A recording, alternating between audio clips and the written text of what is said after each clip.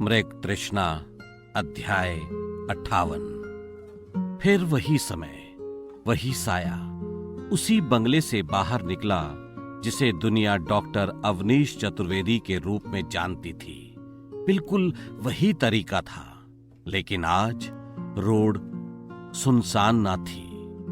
जगह जगह पर पुलिस निगरानी कर रही थी और चौराहों पर तो खास इंतजाम था। पूरा शहर कुछ कम महत्वपूर्ण स्थानों को छोड़कर पुलिस की छावनी प्रतीत हो रहा था और इसलिए, शायद इसलिए बीते दिन की तरह मुख्य सड़क पर नहीं गया था। वो थोड़ा सा आगे चलकर एक अंधेरी गली में मुड़ गया। उस गली में स्थित दाएं हाथ पर 5वें नंबर के मकान की छत तक पहुंचने में उसे अधिक समय नहीं लगा। अब एक सिलसिला आरंभ हुआ। एक छत, दूसरी छत, तीसरी छत, फिर कोई अंधेरी सुनसान गली, फिर कोई छत और फिर गली। ये सिलसिला तब जाकर समाप्त हुआ जबकि एक सुनसान जगह पर पहुंच चुका था। एक जगह उसे अपनी कार भी खड़ी मिल गई थी।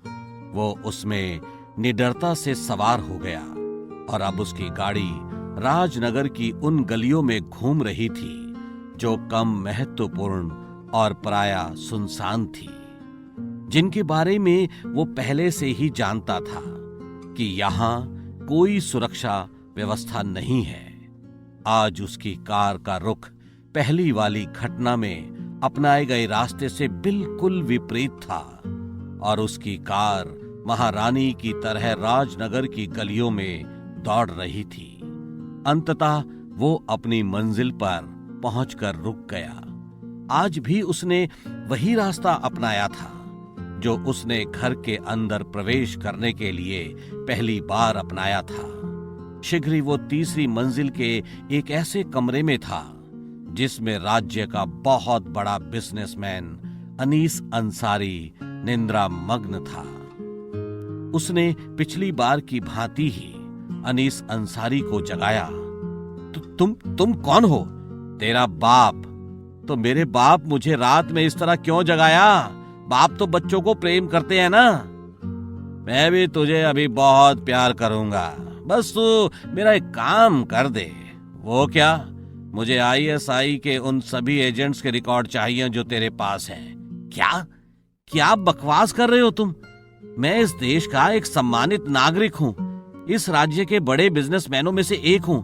मैं आईएसआई के बारे में क्या जानूं? तू इतना बड़ा बिजनेसमैन और सम्मानित नागरिक होने के बाद भी आईएसआई के बारे में नहीं जानता? मेरे कहने का अर्थ ये नहीं था। तो क्या अर्थ था?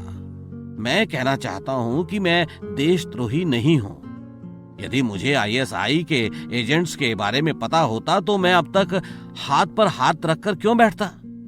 अनीस अंसारी, तू देशद्रोही है और आईएसआई के एजेंट्स के बारे में जानता भी है। क्या बकवास कर रहे हो? पर तुम हो कौन? डॉक्टर अवनीश चतुर्वेदी ने अपना नकाब उतार दिया और बोला, ले देख ले, गौर से देख ले तू इस सूरत को। डॉक्टर अवनीश तुम? हाँ कमीने, मैं। पर तू भी तो आईएसआई का एजेंट है। मेरे पास जो रिकॉर्ड्स हैं उसमें एक नाम तेरा भी है। अरे तू तो मेरा ही साथी है। चल आज कुछ जाम वाम हो जाए। मैं कुछ नहीं सुनना चाहता। बस तू इतना समझ ले कि अगर तूने जल्दी सारे रिकॉर्ड्स मेरे हवाले नहीं किए तो मैं तेरी जान ले लूंगा।